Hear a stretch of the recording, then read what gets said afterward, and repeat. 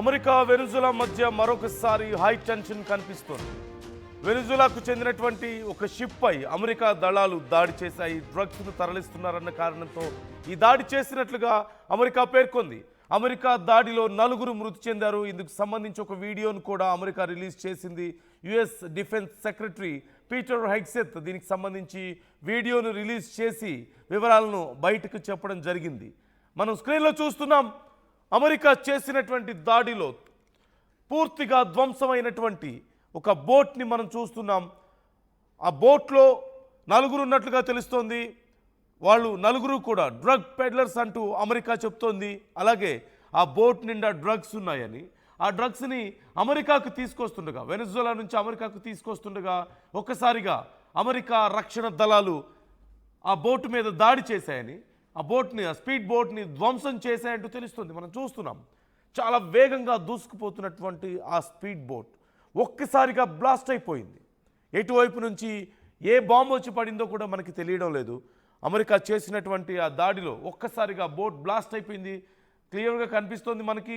ఆ బోట్లో 4 ఉన్నట్లుగా తెలుస్తోంది. ఆ 4 ప్రాణాలు కోల్పోయారు అంటూ పీట్ హెగ్గెస్ ఒక ప్రకటనలో తెలియజేశారు. దానికి సంబంధించి వీడియోను కూడా ఆయన రిలీజ్ చేశారు, డిఫెన్స్ సెక్యూరిటీ. సో దానికి సంబంధించిన విజువల్స్ నేను మరొకసారి క్లియర్గా మీకు చూపించే ప్రయత్నం చేస్తున్నాను. అవకాశం ఉంటే ఒకసారి నాకు ఫుల్ స్క్రీన్ ఇవ్వండి ఆ విజువల్ పీసీఆర్. ఒక్కసారి ఆ దాడి జరిగినటువంటి తీరు నేను మీకు చూపిస్తున్నాను. అట్ ది సేమ్ టైం అలాగే చేసినటువంటి ట్వీట్ని కూడా నేను మీకు చూపించబోతున్నాను.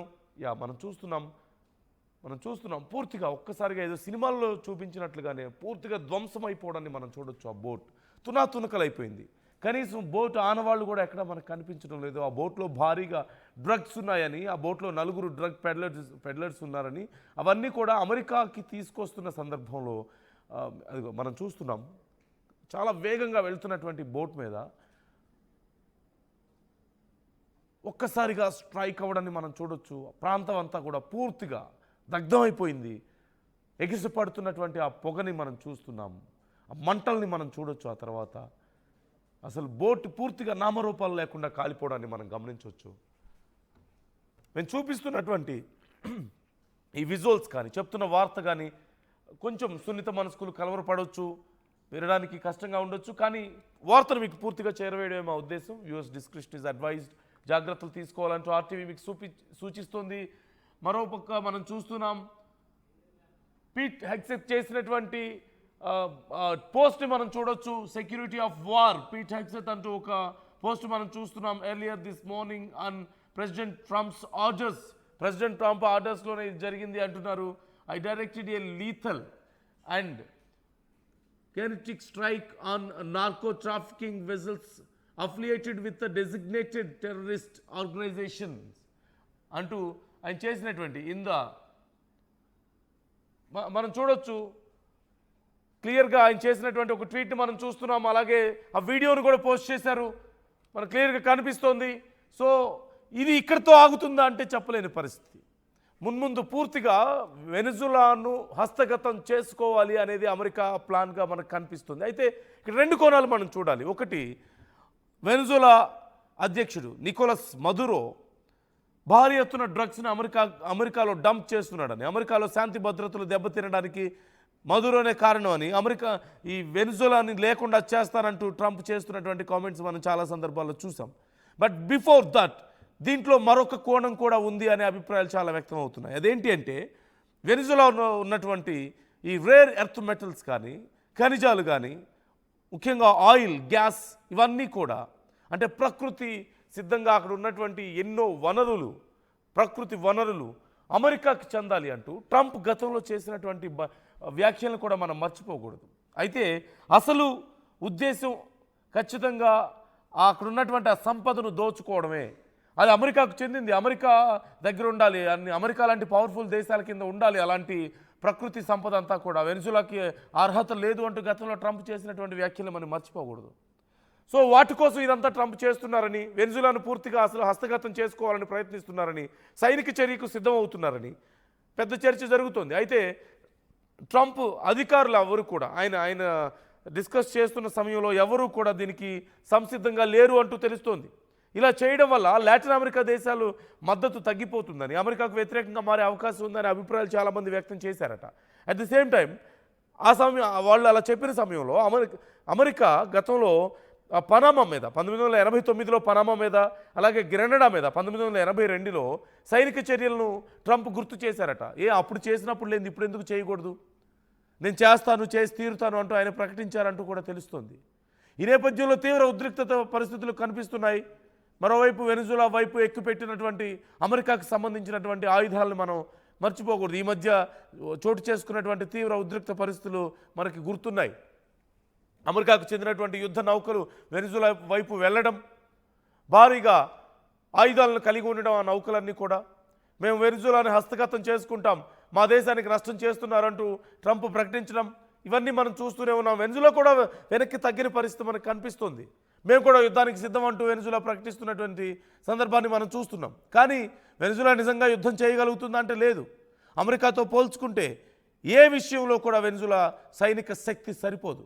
కానీ సైనిక శక్తిని 2026 కల్లా సైనిక శక్తిని భారీగా పెంచే ఆలోచనలో వెనిజులా ఉంది. కానీ ఇప్పటికైతే పూర్తి స్థాయిలో అమెరికాతో యుద్ధం చేయగలిగే శక్తి వెనిజులాకు లేదు. కానీ ఇక్కడ రెండు విషయాలు మనం మర్చిపోకూడదు. ఒకటి, వెనిజులా నుంచి డ్రగ్స్ రావడం లేదా పూర్తిగా అబద్ధమా ఇది అంటే కాదు.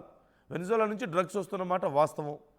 వెనిజులా దేశ అధ్యక్షుడికి కూడా ఆ డ్రగ్స్ కార్టెల్స్తో సంబంధం ఉంది అని, ముఖ్యమైనటువంటి డ్రగ్స్ పెడ్లర్స్ గ్రూప్స్, మాఫియా గ్రూప్స్తో సంబంధం ఉందని, మదురో కూడా ఇన్వాల్వ్ అవుతారని పెద్ద చర్చే ఉంది. నికోలస్ మదురోకి దీంతో సంబంధాలు ఉన్నాయని. నికోలస్ మదురోని పట్టించినా, అతన్ని హతం చేసినా సరే నేను డబ్బులు ఇస్తానంటూ గతంలో ప్రకటించడానికి మనం చూసాం. సుమారుగా 450 కోట్లు ట్రంప్ ప్రకటించారు. 450 కోట్లు ప్రకటించారు. నికోలస్ మదురోని పట్టించడానికి కీలక సమాచారం ఇచ్చినా 450 కోట్లు ఇస్తానంటూ చెప్పారు. అట్ ది సేమ్ టైం మరి ట్రంప్ చేసినటువంటి ప్రకటన మనం మర్చిపోగలమా? తక్కువ ప్రాధాన్యతనివ్వాలా ఇలాంటి సమయంలో? అంటే డ్రగ్స్ గురించే ఇప్పుడు పెద్ద చర్చ జరుగుతున్న సమయంలో, అంటే అక్కడ ఉన్నటువంటి ఈ రేర్ ఎర్త్ మెటల్స్ కానీ, ఆయిల్ కానీ, గ్యాస్ కానీ ఇవన్నీ కూడా అమెరికాకు చెందాలి, అదంతా కూడా మాలాంటి పవర్ఫుల్ నేషన్స్ దగ్గర ఉండాలి అంటూ గతంలో ట్రంప్ చేసినటువంటి వ్యాఖ్యలను మనం ఇప్పుడు పక్కన పెట్టేయగలమా? ఈ రెండు కూడా కీలకమైనటువంటి విషయాలే. ఓవైపు అక్కడ ఉన్నటువంటి ఖనిజాల మీద అమెరికా కన్ను ఎప్పటి నుంచో ఉంది. ట్రంప్ క్లియర్గా వాటిని హస్తగతం చేసుకోవాలన్న ఆలోచనలో ఉన్నారు. At the same time drugs అమెరికాకి సప్లై జరుగుతున్నమాట వాస్తవం. ఈ కారణాన్ని చూపించి ఇక దేశాన్ని పూర్తిగా హస్తగతం చేసుకుంటే, వెనిజులాని హస్తగతం చేసుకుంటే అయిపోతుంది కదా అనేది ట్రంప్ ఆలోచనగా కనిపిస్తోంది. ఆయన దీనికి ఎగ్జాంపుల్గా ఇంతకుముందు నేను చెప్పినట్లుగా పనామా అలాగే గ్రెనడా మీద జరిగినటువంటి సైనిక చర్యను ఆయన ఎగ్జాంపుల్గా చెప్పే ప్రయత్నం చేస్తున్నారు. అమెరికా చేస్తున్నటువంటి ఇలాంటి ఒక సైనిక చర్యకు సంసిద్ధం అవుతున్న తరుణంలో అమెరికా చేస్తున్నటువంటి దాడులు ఇష్టం లేక ట్రంప్కి క్లోజ్గా ఉండేటువంటి కొంతమంది అధికారులు ఇప్పటికే రిజైన్ చేశారంటూ కూడా తెలుస్తోంది. అంటే ట్రంప్ వైఖరి నచ్చడం లేదు అంటూ.